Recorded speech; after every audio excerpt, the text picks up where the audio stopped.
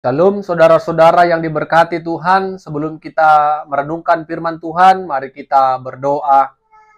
Terima kasih Tuhan buat kebaikan dan kemurahan Tuhan yang boleh kami rasakan dalam kehidupan kami.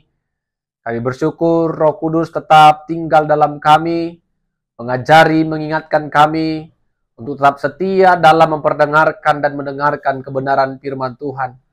Biar Roh Kudus juga yang membimbing kami, menuntun kami, memberikan kami hikmat untuk mengerti, memahami kebenaran firman Tuhan. Dalam nama Yesus kami berdoa dan bersyukur. Amin. Saudara-saudara, firman Tuhan menyapa kita pada saat ini dari Perjanjian Baru, Lukas pasal 9 ayat 22 sampai 27. Kami akan bacakan firman Tuhan bagi kita. Demikianlah firman Tuhan. Pemberitahuan pertama tentang penderitaan Yesus dan syarat-syarat mengikut Dia. Dan Yesus berkata, anak manusia harus menanggung banyak penderitaan dan ditolak oleh tua-tua, imam-imam kepala dan ahli-ahli Taurat, lalu dibunuh dan dibangkitkan pada hari ketiga. Katanya kepada mereka semua, setiap orang yang mau mengikut aku, ia harus menyangkal dirinya, memikul salibnya setiap hari dan mengikut aku. Karena barang siapa mau menyelamatkan nyawanya, ia akan kehilangan nyawanya. Tetapi barang siapa kehilangan nyawanya karena aku, ia akan menyelamatkannya. Apa gunanya seorang memperoleh seluruh dunia, tetapi ia membinasakan atau merugikan dirinya sendiri? Sebab barang siapa malu karena aku dan karena perkataanku, anak manusia juga akan malu karena orang itu.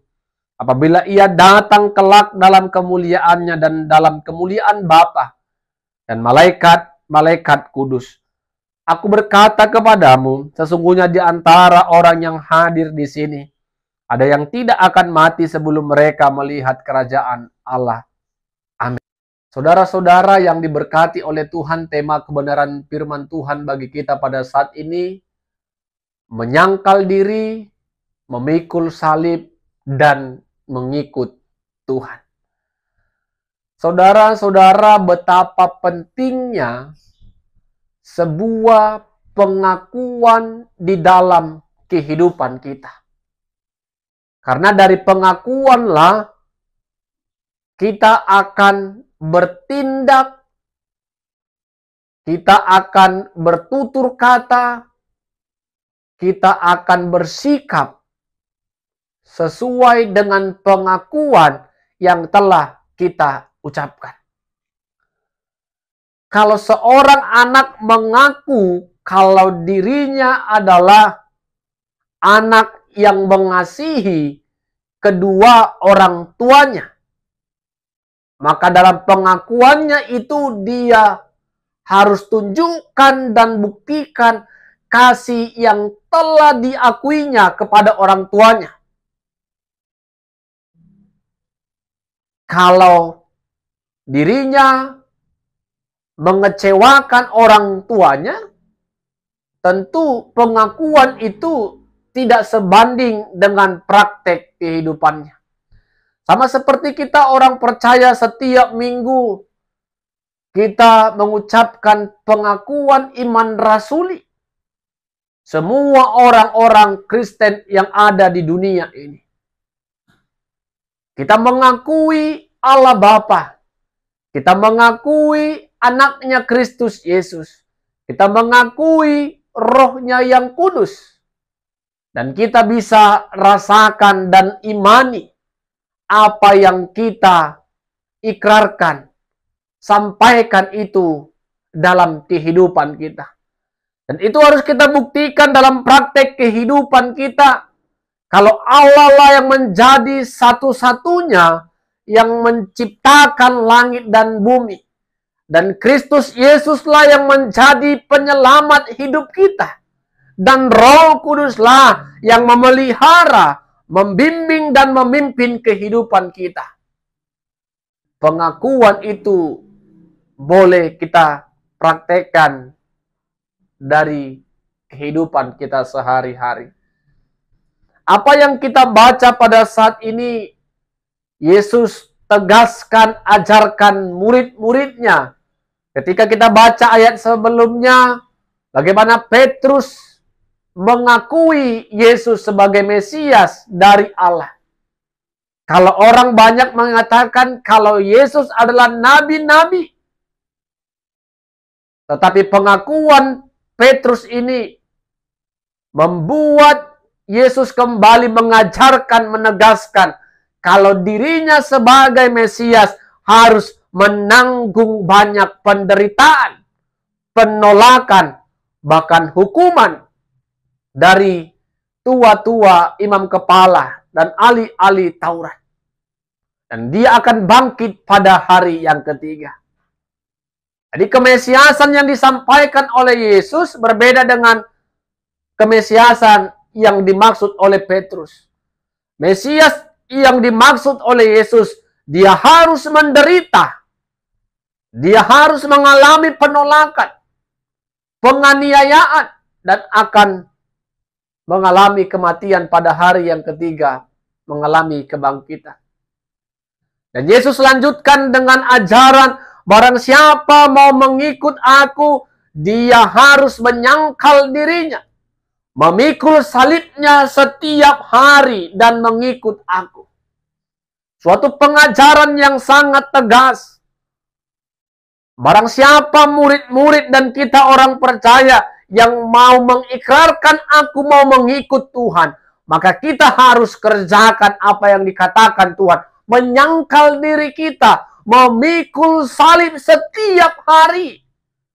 Bukan cukup satu kali, tetapi setiap hari. Dan setia mengikut Tuhan. Jangan pernah malu menjadi orang percaya. Jangan pernah malu menyatakan iman kita. Jangan pernah takut dan gentar mempertontonkan iman kita, memperlihatkan kepercayaan kita kepada orang-orang yang belum percaya kepada Kristus sebagai Tuhan dan Juru Selamat yang hidup. Agar Tuhan juga mengakui kita, menerima kita ketika kita tidak lagi berada di dunia ini.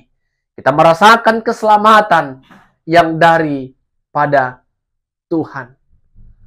Bapak, Ibu, Saudara-saudara, penyangkalan diri, memikul salib dan mengikut Tuhan adalah sejalan bagaimana kita harus mengatakan dalam kehidupan kita harus melakukan ketetapan dan kehendak Tuhan, bukan keinginan kita. Kita harus juga mengalami banyak penderitaan. Salib yang dimaksud oleh Yesus adalah penderitaan yang harus kita terima. Baik itu penghinaan, penolakan, fitnah, bahkan caci. Bahkan ada orang yang harus dihukum karena kepercayaan kita kepada Kristus. Karena Tuhan juga tidak memberikan jaminan ketika orang yang hidup percaya kepada Tuhan tidak mendapatkan kesulitan atau kesusahan. Saudara-saudara yang dikasihi Tuhan, apa yang boleh kita renungkan pada saat ini? Poin pertama, ketika kita mengikrarkan pengakuan iman kita kepada Tuhan, maka percayalah Tuhan yang menjadi satu-satunya juru selamat, penolong, dan penghibur kehidupan kita. Tidak ada Allah-Allah lain. Tidak ada orang yang dapat melakukan hal yang dilakukan Allah kepada kita. Poin yang kedua, penderitaan, hinaan, fitnah, caci, bahkan hukuman adalah bagian dari orang-orang yang percaya kepada Tuhan. Itu semua adalah konsekuensi dari keputusan pengakuan iman kita kepada Tuhan. Karena Tuhan juga tidak pernah berjanji memberikan kebahagiaan, ketenangan, kemewahan hidup. Dan yang ketiga, ketika kita putuskan untuk mengikut dan percaya kepada Tuhan, siap menanggung penderitaan, persoalan, Dan jangan pernah berpikir kita bebas, lepas dari yang namanya kesulitan. Ketika kita merasakan kesulitan, penderitaan, di sanalah kita akan melihat kemuliaan Tuhan semakin nyata. Kemuliaan Tuhan dapat kita rasakan dan kita menaruh harapan kepada Tuhan. Dikala kita susah, menderita, kita tetap berpegang kepada Tuhan. Amin, kita berdoa. Terima kasih buat berkat Tuhan, buat kebenaran firman Tuhan yang sudah kami perdengarkan dan dengarkan. Tuhan menolong kami untuk melakukannya. Tuhan menolong kami untuk melakukan, mempraktekkan apa yang telah kami ikrarkan. Percaya kepada Tuhan yang menciptakan kami. Percaya kepada Kristus Yesus yang telah menyelamatkan kami. Dan percaya kepada Roh Kudus yang memelihara hidup kami. Dalam nama Yesus kami berdoa. Amin. Shalom. Tuhan Yesus memberkati kita semua.